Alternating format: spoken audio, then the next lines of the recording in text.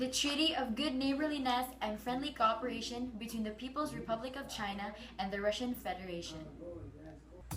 The treaty was signed by Jiang Zemin, President of China, and Vladimir Putin, President of Russia, on July 11, 2001. The treaty is a basis for peaceful relations and economic cooperation. It also covers diplomatic and geopolitical reliance, together with national unity and territorial integrity. The treaty is to promote a friendly and good neighborly ties and mutual cooperation in all fields between the two countries, and a just and fair new world order based on universally recognized principles and norms of international laws. In the treaty, it is said that if the two parties have differences, they will only solve it through peaceful means by adhering to the provisions of the United Nations Charter and the norms of international laws, and that they strengthen their cooperation in all UN special agencies as the most authoritative and most universal world organization. In line with international obligations, each party is committed in the laws and regulations of the other.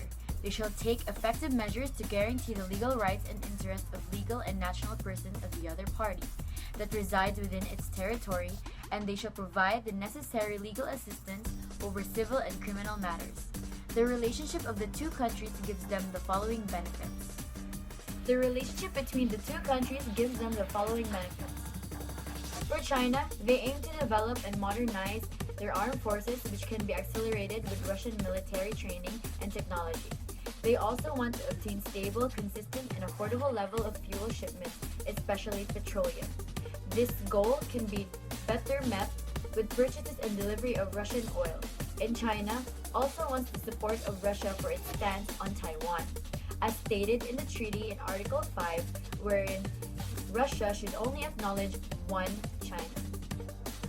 On the other hand, Russia wants to obtain source of capital that can be aided through the use of Chinese capital, like how it wants to find sources of employment for its skilled workforce,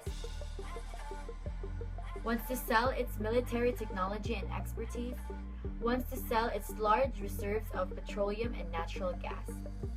Together with Russia giving access to Chinese capital and China with Russian training and technology, they can effectively compete against the three economic powers, the United States, Japan, and the European Union. If the same treaty was applied to many of the world's conflicts going on today, then it would be easier to come at peace, because having friendly negotiations is better than having increased conflict year by year just because one country wants to get out once more out of this conflict and trying to compete with the other. But if both want a win-win approach where both can benefit, then this treaty will help them apply it.